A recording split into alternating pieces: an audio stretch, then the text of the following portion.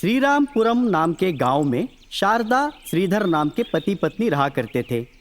शादी होकर 10 साल होने के बावजूद उनकी कोई संतान नहीं थी।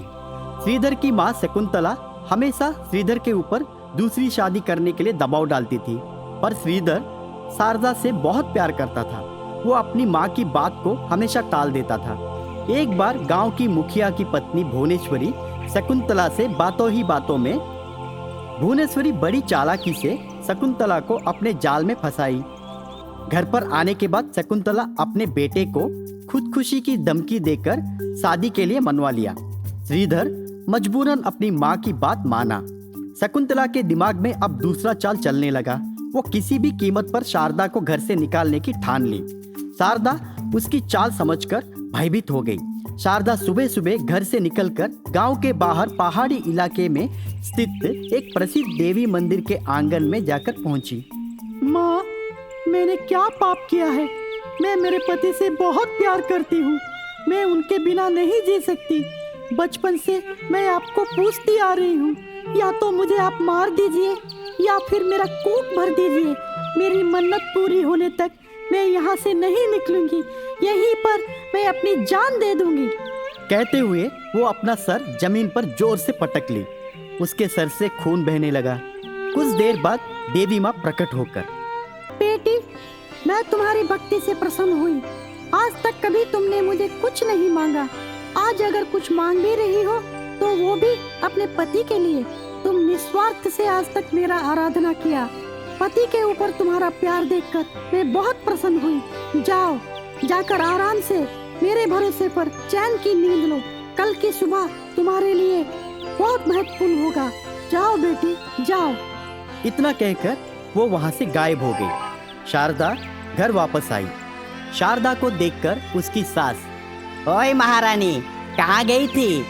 तुम्हारे घर जाने का वक्त हो गया है। चलो, तुम्हारा सामान वामान पैक करो और यहाँ से निकलो, नहीं तो मैं तुम्हें धक्का मार के बाहर फेंक दूंगी। शारदा बिना जवाब दिए चुपचाप अपने कमरे में जाकर सो गई। जब शारदा नींद में होती है तब देवी माँ शारदा के कमरे में आकर कोख के ऊपर जरा सा हाथ फैलाई। अगले दिन सुबह शारदा की तबीयत बदलने लगी और फिर उल्टियाँ शुरू हो गई। बाद में वो भागते हुए जाकर अपने पति से खुशखबर सुनाई। पति खुशी से झूम उठा और वो अपनी माँ से दूसरी शादी करने के लिए साफ मना कर दिया। शकुंतला भी खुशी खुशी मान गई। ठीक 9 महीने के बाद उनके यहाँ एक सुंदर सा बेटा पैदा हुआ। अंगलकुद्रू नाम के गांव में बसवैया नाम का एक आदमी रहता था। वो शराबी था। हर जगह उधार करके शराब पीता ही रहता था। उसकी एक पावनी नाम की छोटी सी प्यारी सी बेटी थी जिसकी माँ नहीं थी। पिता शराबी था, इसलिए वो थोड़ी बुद्धू थी, होशियार नहीं थी। और आसपास के छोटे बड़े सब लोग उसे बुद्धू कहकर चिढ़ाते रहते थे और उसका मजाक उड़ाते रहते थे। और वो बेचारी चुपचाप उनके ताने सुनती रहती थी। एक दिन सुबह सुबह अच्छे से नहा धोकर बसवैया बोला, क्या हुआ पावनी, बड़ी सुस्त लग रही है? बताती हूँ, पर आपको कसम खानी पड़ेगी। कसम? क्यों रे, क्या बात हो गई? यही कि अब से आप शराब नहीं पियोगे। कसम खाओ। आप शराब पीकर घूमते हो तो सब मुझे चिढ़ाते हैं। तुम पीना छोड़ दो तो कोई मुझसे कुछ नहीं कहेगा। छोड़ दो ना बापू, मेरे अच्छे बापू, छोड़ दो। इस तरफ अपने पिता से विनती करती है। तब बसवैया, अरे पागल, तू इतना बोल रही है तो ठीक है, आज ही से पीना छोड़ देता हूँ, बस अब रो मत। ये कहते ही पावनी बहुत खुश हो जाती है। उस भोली लड़की को बातों में लगाकर उसका बाप उसके कान की बालियां निकाल कर ले जाता है। पावनी का ध्यान नहीं जाता। मंगम्मा नाम की एक बूढ़ी औरत उसके साथ बड़े प्यार से रहती है। उसके पास खुशी से दौड़ते हुए जाकर पिता की बात बताती है। तब मंगम्मा, अरे बुद्धू, तेरा बाप तुझसे झूठ बोलकर तेरे कान की बाली ले गया, बेचकर पी जाएगा। आज तेरी बालियों को भी पंख लग गए मेरी गरीब बच्ची। ऐसा कहकर वो लंबी सांस लेकर रोज की तरह पावनी के बाल बनाती है। कंघी में फंसे बालों को निकालकर एक घड़े में रखकर ढक देती है। तब पावनी पूछती है, दादी, रोज क्यों मेरे बालों को उसमें ढककर रख देती हो तुम? उन बालों से तेरे लिए एक नकली चुटिया बनवाऊंगी री। उसे तुम्हारे बालों से बांधकर फूलों के गजरों से सजाऊंगी। बहुत इच्छा है मेरी। इस तरह उस गांव में एक बूढ़ी मंगम्मा ही है जो उस सीधी सी बच्ची का साथ देती है। दिन गुजर रहे हैं।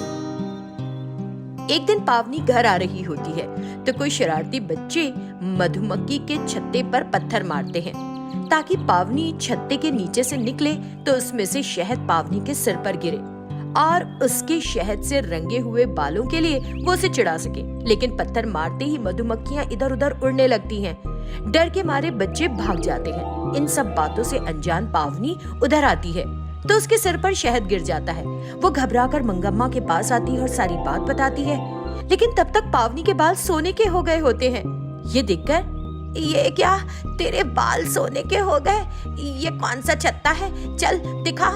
जाकर देखती है तो वहाँ कुछ नहीं होता। वो समझ जाती है कि ये कोई जादुई मधुमक्खी का छत्ता था। तब से पावनी के बाल बनाकर हमेशा की तरह कंघी के बाल को जैसे ही घड़े में रखकर ढकती है, वैसे ही घड़े में सोने के सिक्के और जवाहरात से भरकर नीचे गिरने लगते हैं। देख बेटी, तुझे ईश्वर ने कितना भाग्यवान बना दिया। एक तरफ माँ को छीन लिया, लेकिन शर्मिंदा होकर जादुई सोने के बाल दिए। उस दिन से पावनी का भाग्य बदल गया। लोगों को उसके सोने के बालों के बारे में पता चलता है तो उसे सब चिढ़ाना छोड़कर प्यार से रहने लगते हैं और बसवैया को भी डांटते हैं कि बेटी के भाग्य को देखकर ही सुधर जा। सबकी डांट खाकर बसवा भी पीना छोड़कर कपड़ों का व्यापार शुरू करके जीने लगता है। इस तरह एक गरीब लड़की के सोने के बालों ने उसकी किस्मत बदल दी।